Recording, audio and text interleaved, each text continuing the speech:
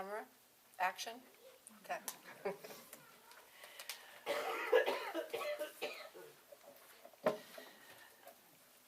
This morning I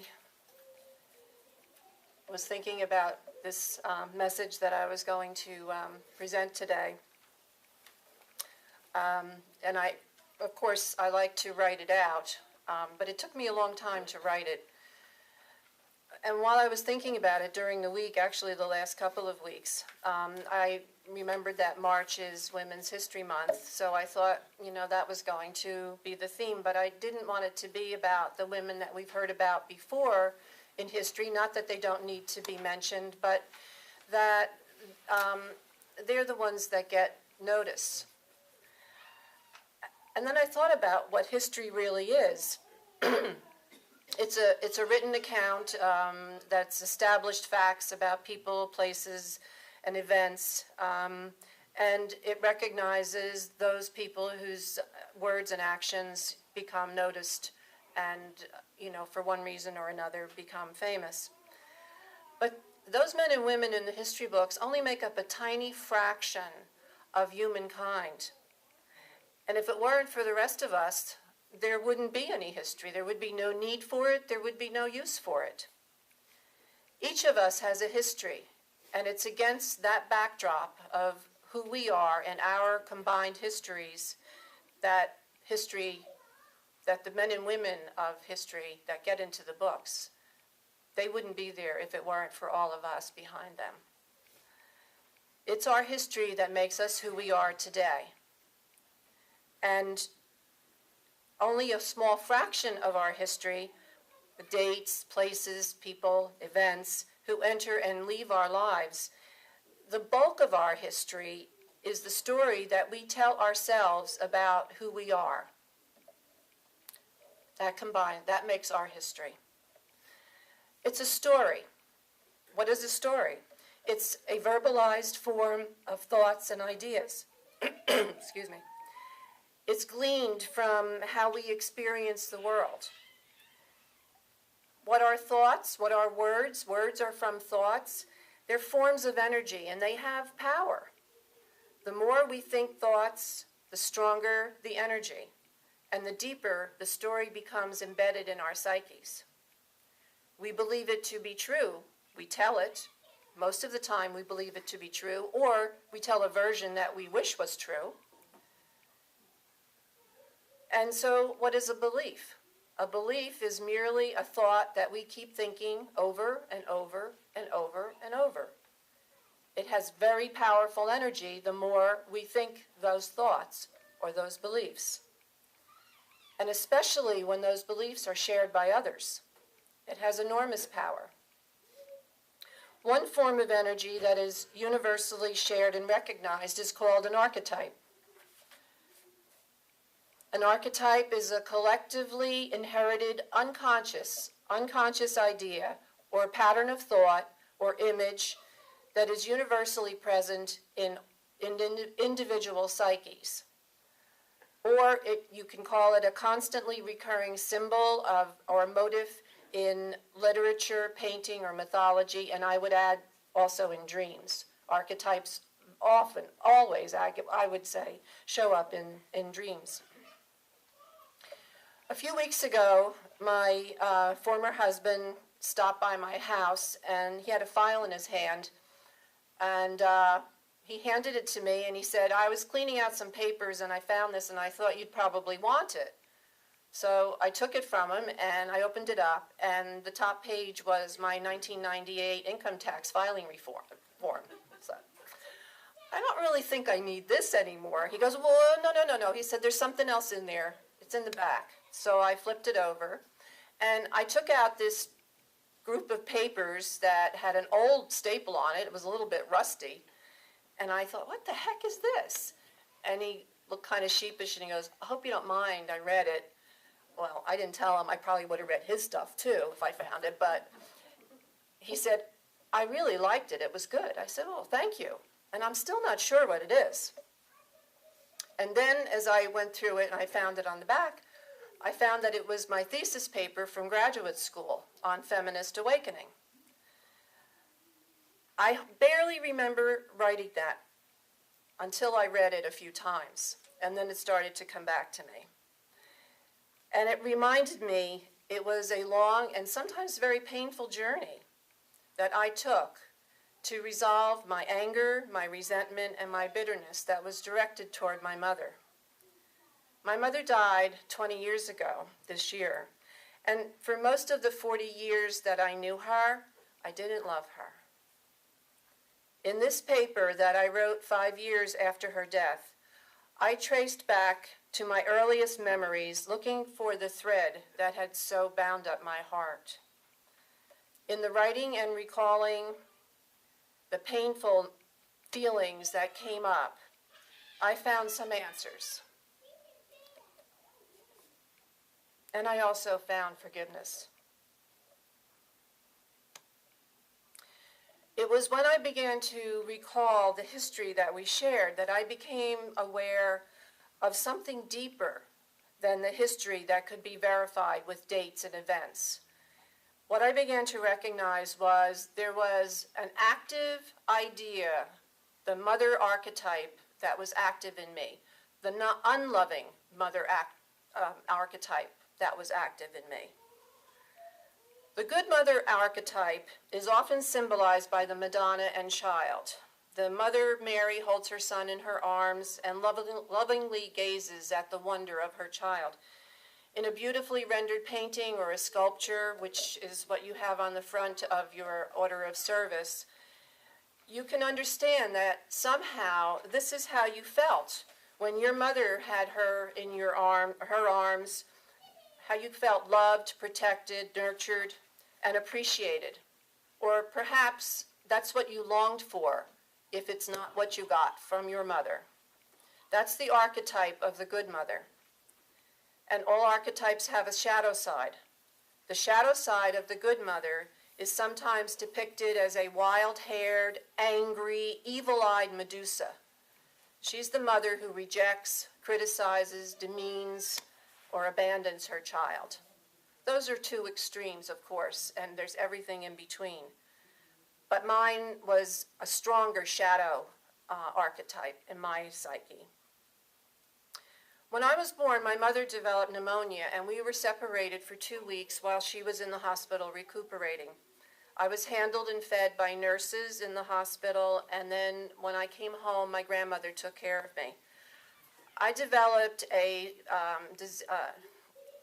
and it was not a disease, but it was a condition called pyloric stenosis, which would not allow me to assimilate the formula if I was moved around. So it would come right back up again if I was handled too much after feeding. So I spent the most time of my first few months in the cradle, not being held by anyone. 11 and a half months later, my sister Pat was born. My mother came home the day before my first birthday. Although I have no conscious memory of that time, I remember my own 1-year-old son's reaction to me when he saw me again after only 3 days. I had gone to the hospital to give birth to his sister. He was very angry with me, and he did not want to look at me or be near me. It took the better part of a day before he expressed any interest in coming to my lap. I felt heartbroken and guilty that I had left him so suddenly, but in those days there was not much choice for having siblings involved in the birth of their other siblings. I realized then that in the same way, I must have felt the same way when I saw my mother again when she returned from the hospital with my sister. And then after that, my mother left again for about 10 days every year for the first 7 years of my life. I have a big family. By that time, at that age, I understood that my mother was going to go to the hospital and get another baby. I kind of got that message. But what I had internalized unconsciously was that I could not count on my mother to be there for me. I personalized the archetype of the mother betrayer, which tainted my relationship not only with her, but with other authority figures and men in my life. Every time someone I love left my life, the old wound was reopened. A woman by the name of Beth Hevda, who's the author of the book A Journey from Betrayal to Trust, The Universal Rite of Passage. I read this book when I was in graduate school, and I based a lot of my paper on what I had read. She says that the wound of betrayal of the mother is damaged self-esteem and lack of self-trust. When I look back into my early childhood, I can see the roots of my struggle and listen to what my body and my intuition were saying to me. I had to learn to trust myself and know what I needed. Doing this also helped me to come to terms with my mother and accept her as a human being, doing and being all she could be. The pattern of my hostility towards my mother was broken very shortly, well, not very shortly, but a little while before she died, when I had the opportunity to be part of a ritual with a group of men and women in the mountains of West Virginia, learning about communication and peacemaking. There was a very large fireplace in a very, very big lodge in this area. It was a beautiful place. And there were about 30 of us sitting around, and we were talking about what brought up anger in us. We were being facilitated by someone who was very, very adept at peacemaking and communication. And someone was throwing logs on the fire and building up the fire into crackling flames. And the facilitator told us to sit quietly for a moment and to take the rock that each one of us had collected during the day, hold it in our hands. And he said, put your anger and resentment into that stone, whatever you think it is that causes you to be angry or resentful. And then he told us to take our rocks and one by one to go to the fireplace and throw it into the fire. So we did that. The next day, after the fire had burned down and burned itself out, we poked through the ashes and tried to find, if we could, if our rock was still there. Most of them had cracked open. I remembered mine because it was shaped a little bit like a heart, and a piece of it was broken off at the end. If we couldn't find the rocks, we just took some ashes, and we went outside and spread them around young trees on the mountainside. And then when we finished with that, we either went to a place to meditate or to journal about our experience. I had placed my resentment towards my mother in that stone.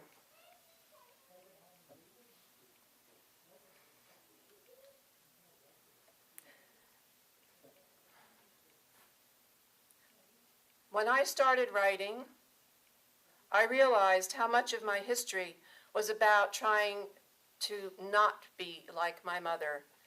I was a rebellious teenager, and I wanted to do everything differently, even if it hurt me. I was keeping alive this archetype of the shadow of the unloving mother.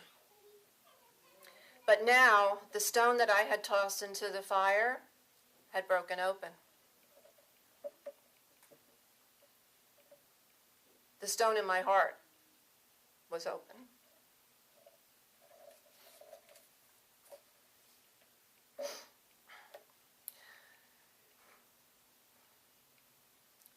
I didn't think it was going to affect me like this when I was talking to everyone.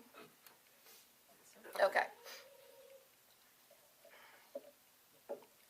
I don't know whether to thank my ex-husband or kill him.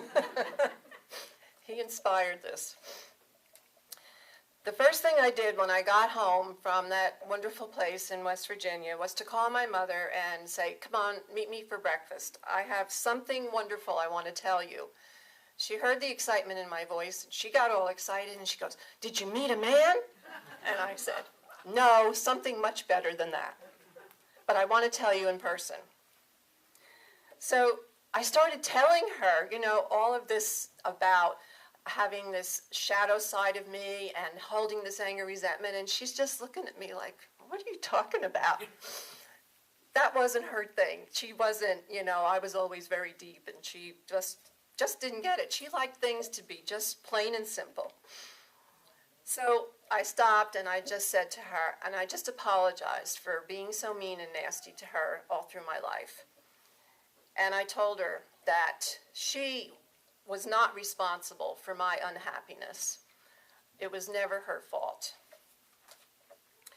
She just smiled at me with a sigh of relief, and she said, "Well, it doesn't matter. I just never understood why you're always so mad at me." From that experience, I learned that I had to accept my mother just as she was. I could not change her any more than she could change me.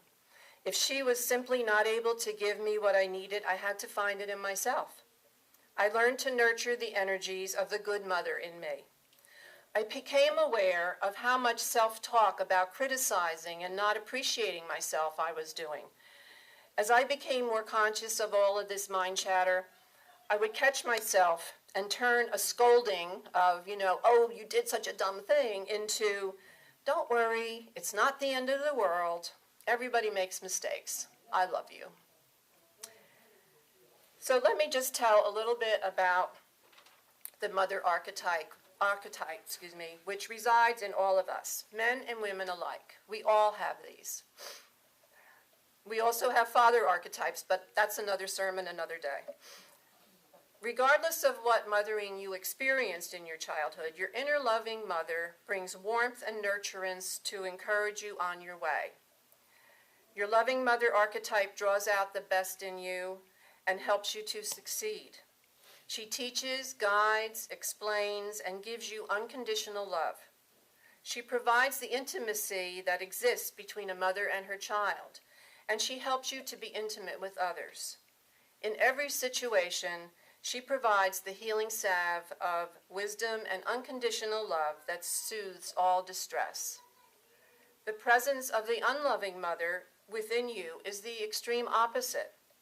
With unloving mother, you experience an abandoning and aloof energy towards yourself and others. You may also compensate with a self-indulgent and indulging spoiling mechanism called the smother mother. And when that happens, you encourage yourself and others to pursue the mommy things of more food or more sex or more drugs or money or shopping or something like that to fill the inner void that comes from the lack of having a true loving mother energy and nurturance within. It isn't necessary to go back into your personal history to find out where the shadow archetypes reside. I did it. It was an exercise, a wonderful thing that happened to me, but you don't have to start there. As the Buddhists say, the most important time is right now. So these are some ideas and I'm going to ask you some questions and then give you some things to think about where you can start right now, no matter where you are. Am I warm and personal? Am I nurturing and caring? Do I encourage myself and support myself and others? Do I give counsel to others when they need it and ask for it? Can I love people no matter what mistakes they make? Am I available when I am needed? Do I recognize gifts and talents, be they mine or others? Do I help myself and others deal with pain? Do I respect independence for myself and my loved ones? Do I nurture those who are ailing? If you answered yes to most of those questions, your loving mother is present in your life.